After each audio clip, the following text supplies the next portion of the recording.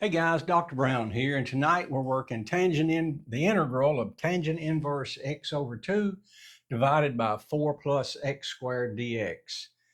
Okay, my approach to this was, since this is theta, I'm going to just translate everything into the theta world and then reevaluate from there. So that's how I approached it. We know theta equals tangent inverse x over 2. And that implies that tangent theta equals x over 2.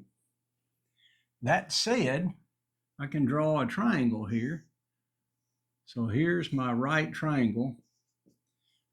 Sometimes you have to have a little imagination to know that that is in fact a right triangle.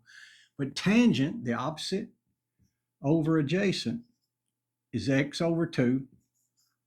And that then, if I'm solving for the hypotenuse, that's 2 squared, which is 4, plus x squared, and the square root of that. Check it out. Hopefully this works out that I can eliminate that 4 plus x squared. So that looks promising. So I know this is going to be theta in my numerator. So there's theta. And I have a 4. Well, let's stop there. We have theta. That's what we know. Dx. Now, let me try to get a dx equals something d theta.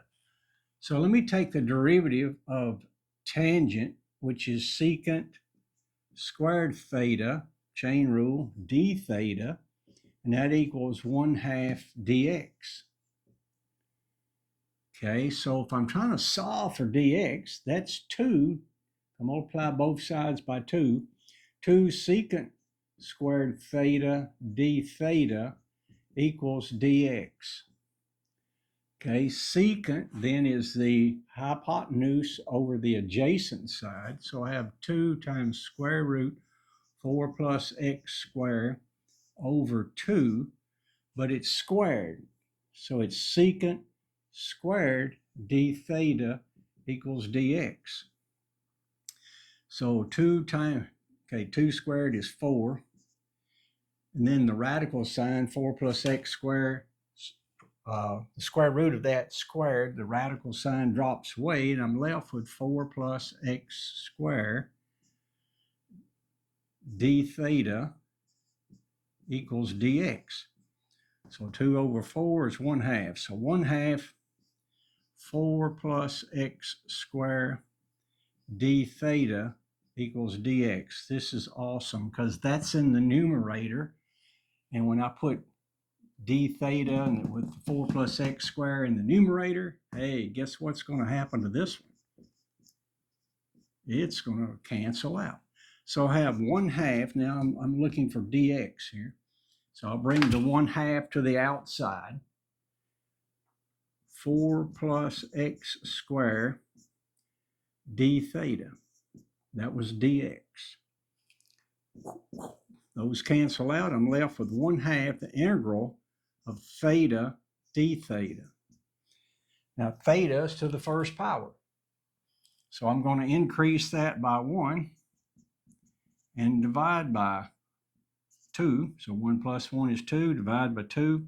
So now I have 1/2 times theta squared over 2, and that equals 1/4 theta squared. So what is theta? Theta was tangent inverse x over 2. So tangent inverse x over 2, parentheses, that's theta, but it's squared, plus c.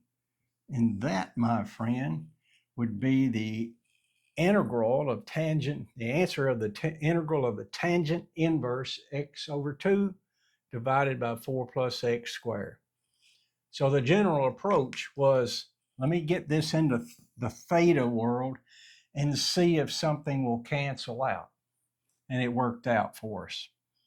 Okay, together, let's build a better tomorrow through math. Keep studying, and we'll talk to you next time. Thanks.